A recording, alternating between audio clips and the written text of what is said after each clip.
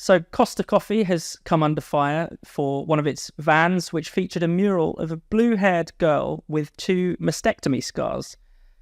Ella, I mean, what is it about? Why would a brand want to celebrate something like this, like the removal of a girl's breasts?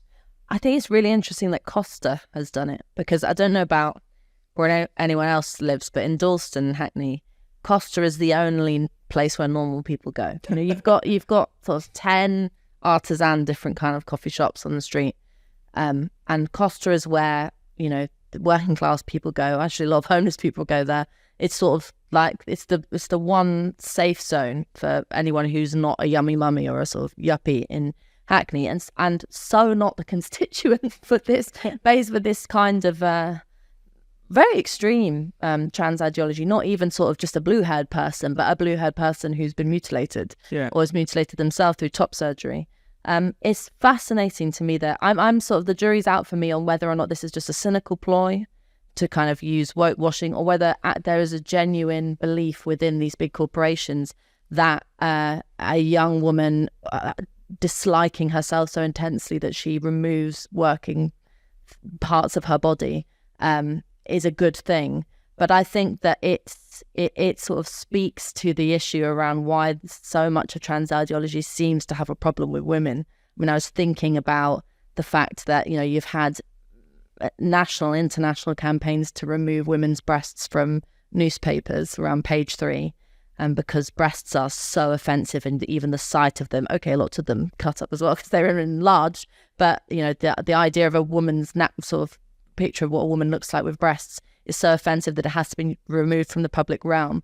But a cut up woman, woman with no breasts, who essentially looks like a man because she's just has these nipples and these scars, that's fine. That's fine enough to put on the side of a bus or a side of a... Well, it's good. It's not just fun, it's good. To be celebrated. There's something very wrong going on there. And so, I mean, for me, it kind of just shows you how ideology works in a sense, because any normal person looking at that would see that's a woman who's had her breasts cut off.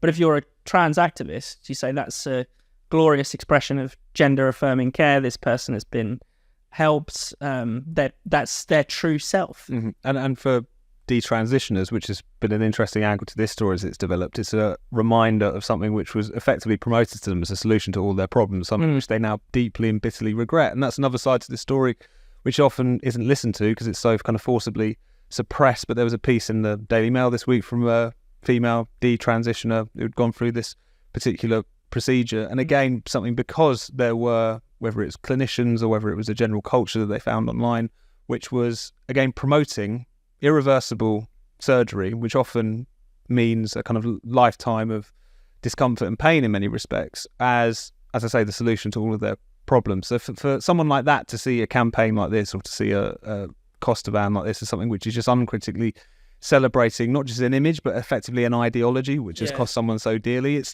the other side to this, which you think is so grim, really, and is never really aired in this general discussion, which is just presented in this ridiculously reductive way as a kind of Punch and Judy show between horrible transphobes who are just upset by the image of a trans person, and trans people and trans allies on the other hand walking us towards utopia. But there's a reason people get upset about all of this, is because of what really that image represents to a lot of people, and the sort of genuine trauma that that are being effectively kind of urged into a procedure like that kind of entails, if you see what I mean.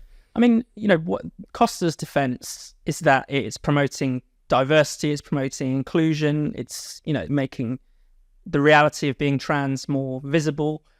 I mean, is that really, can you buy that at all? It just seems such an odd thing for, why does a coffee shop want to do that anyway? Well, yeah, I mean, why does Wix or any of these kind of organisations want to, companies, businesses who are either selling you nails or cappuccinos, want to engage in the culture wars? That's why I kind of said I'm really genuinely conflicted. I wonder whether there must be some people in those companies of an age who just sort of own the money and have just handed over the sort of political and moral responsibility to, I don't know, 20-year-old social media people that they get in. And they've heard this and is popular. Taken over. I mean, that would be the generous assessment. I probably think is that actually there's more cowardice going on in there, where there's a sort of it's almost like with the green agenda, there's just this sort of hands up, or well, we better do what's popular or what's right. But I really think we have to unpick this thing, inclusion, diversity, unpick these labels, because, it's one thing to say that. I think most people would say that they want to be inclusive about people dressing differently, people living their lives a bit differently, looking different, whatever. But even most trans activists understand that there's a distinction between the sort of self-ID thing and calling yourself whatever, and the very severe process of having extreme surgery, whether it's top surgery, bottom surgery, having bits removed of yourself, and then to display that so publicly, which is, it's a sign, as Tom says, it's a sign of dysphoria. You don't have your breasts removed if you're ambivalent about your breasts. Yeah. You have your breasts removed if you hate them, if you wake up every morning and look at yourself and think that's disgusting. And to celebrate that kind of mental trauma, but also a sort of, a thing that we should be helping people to come to terms with, or, solve rather than remove, is something, one, that coffee companies should be engaging in. But two, I think that most normal people should be pushing back against. Yeah. Just say, if this is inclusion and diversity, I don't really want to have anything to do with it.